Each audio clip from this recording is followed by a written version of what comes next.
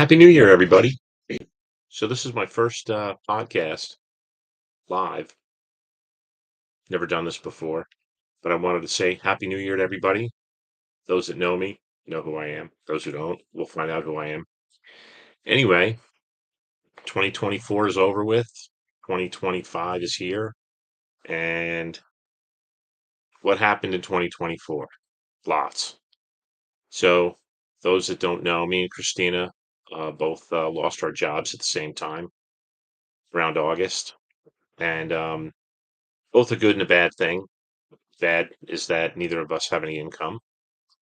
The good thing is that it was kind of an awful place, uh, unscrupulous. So we're on to bigger and better things, I hope. Maybe better, maybe bigger, maybe not. But it is what it is. Let's see what else happened. We had a great election come November. Our former president, Donald Trump, was reelected. I know some of you people that I know can't stand him, and some of you people that I know love him. So it is what it is again. There's nothing you can do about it. And I think it's going to be for the benefit of our country and our lives. And I know that in some ways we're going to get to retain some freedoms that we may have lost under the other administration, but we'll get more of that later. We had a really good holiday season. Thanksgiving was great. Christmas was as good as could be expected. I would have liked it to have been a little bit better, but without having a job, um, it wasn't what we anticipated, but it was good. So, and then lastly, on the 28th of December, my father passed away. So it was a sad day. It happened rather quickly. My father wasn't in the best of health, and it was sad. But now it's 2025. So what do we have to look forward to this year? Well, a couple of things. Uh, we're still all here. We're still all happy. All my kids are alive and well. Christina's doing well. Christina's out trying to make a few bucks. I'm out trying to make a few bucks, but here I am trying something new. So, what is this new thing I want to try? Well, for those that know me, know that I've been teaching for a long time, probably about 30 years. And most of my teaching has come from the Coast Guard Auxiliary, but I've done some other teaching as well. And it's kind of fun. And I'd like to see if I could make some money with it. So how would I make money teaching? Well, I'm not going to become a college professor, obviously, without any college degree in education. I don't think that's really as easy as it could be. So we'll skip that. So how else can I do it? Well, I can start doing podcasts. I can do lives. I can do podcasts. I can do shorts. I can do all kinds of things. But like I said, I'm kind of new to this, so it's going to take a little bit of getting used to. Trying to get my office set up. As you can see, I'm in a different place than those who've seen me broadcast before, usually in my kitchen, but we're working on trying to straighten things out.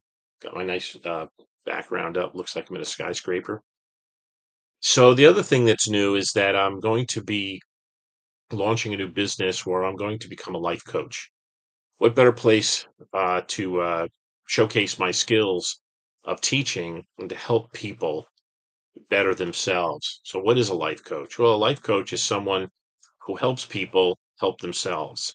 It's different than a counselor.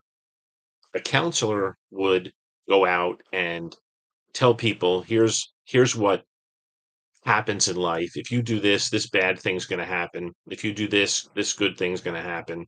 So we recommend you do this. And they really kind of direct you in the way to go.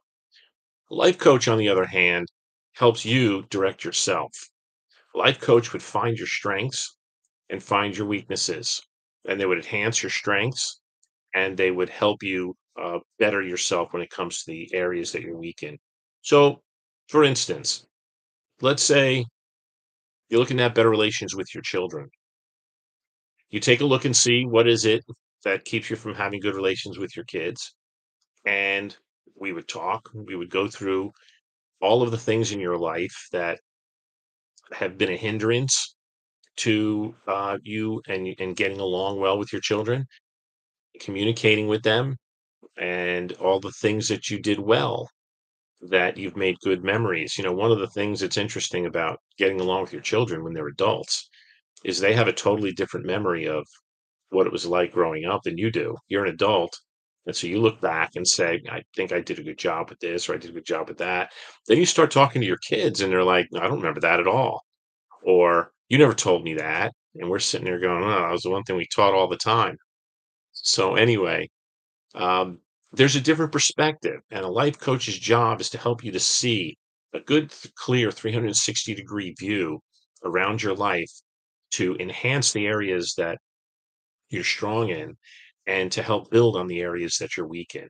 Help you set goals, help you achieve those goals. But it's all you doing the work.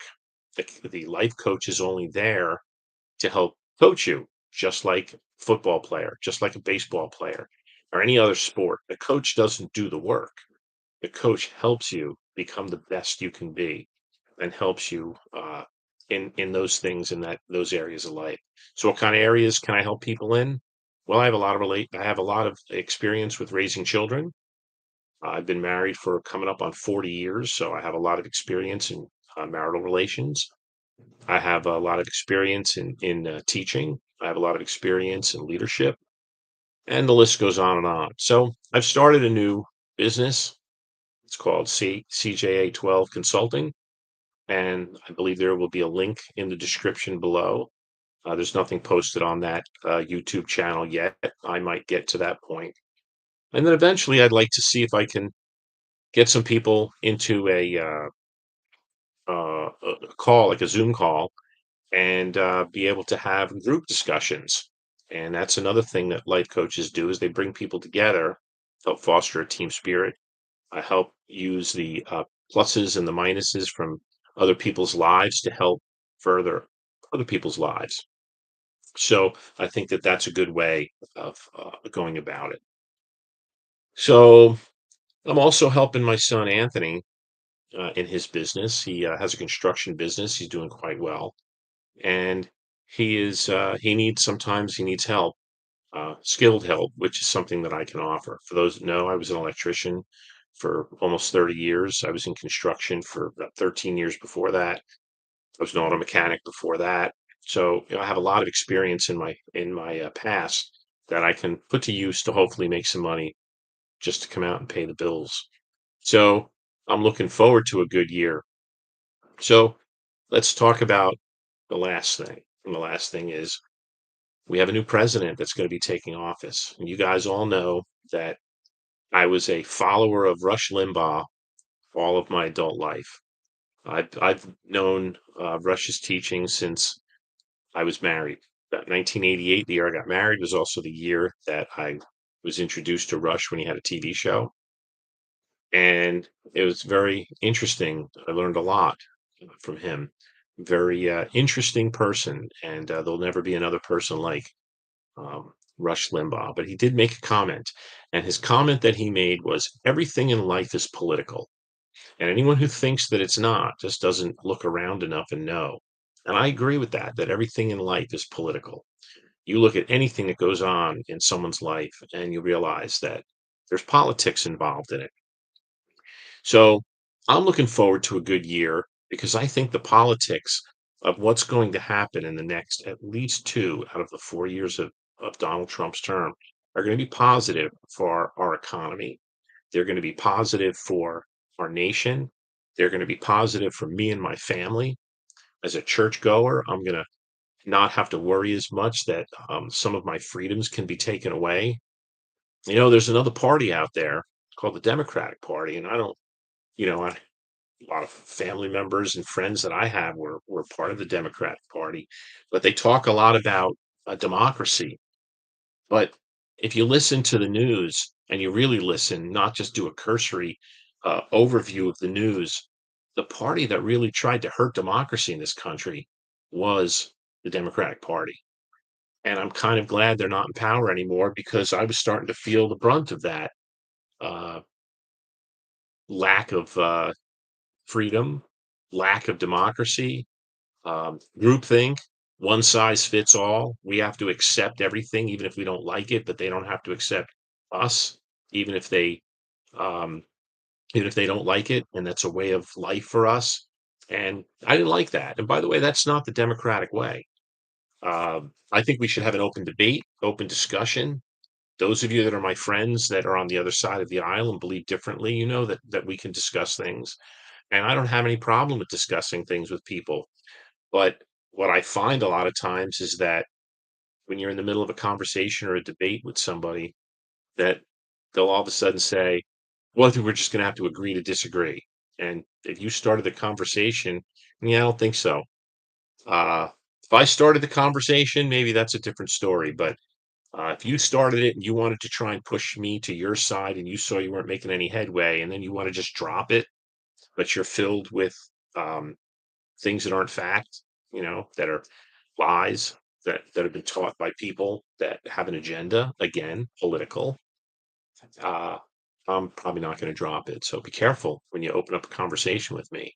But I try and be fair and I try and listen to both sides.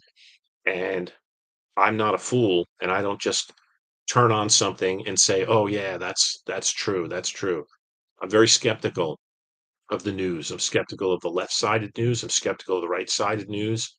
And so maybe you'll tune into this channel and you'll hear me talking about some things that are pertinent in the world today that I've done my research on. That's the one thing that I do. I will do my research on whatever I can find, and I will put it together with what I call common sense. And sometimes, just sometimes, common sense is what makes the difference between truth and fiction. So, you know, let me give you a case in point. We just saw recently that the outgoing Biden administration has just signed a executive order banning 600 million acres to offshore drilling. Um, the news just says, well, he did that because he's got this plan to help rid the country of fossil fuels. Really?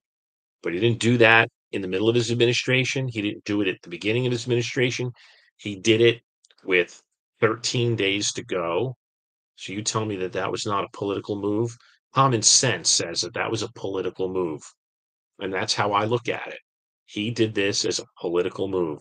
He wanted to hurt the incoming Trump administration because the Trump administration said, drill, baby, drill. And Biden says, oh, no, you don't. Oh, no, you don't. Oh, no, you don't. I don't actually think Joe Biden's making those decisions.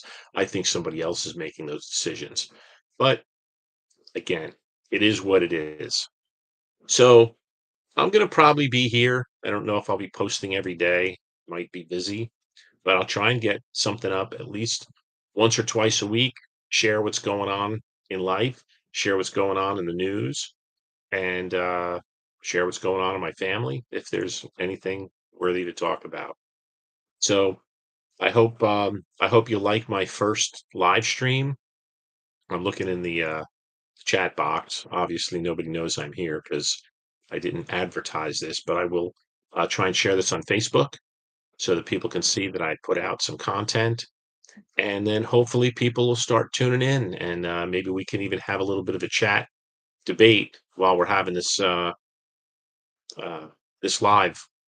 And then sometimes they may not be live. Sometimes they may just be podcasts that I'll do, but I still have to learn how to do the editing. The editing is not that easy. And some of the people I watch on YouTube, I find, are spending an hour creating the content and 4 hours doing the editing. And I don't have that kind of time in my life.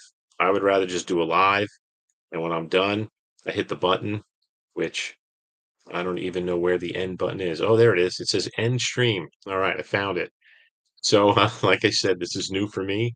Thanks for tuning in. Uh, please hit like and subscribe and hit the notification bell so that every time I do go on, you'll get a notification. And YouTube is the platform I'm going to be using. It's after looking around, looks like YouTube is the best place to be. So I will continue to do this, and hopefully this came out well. And I will see you on the next one.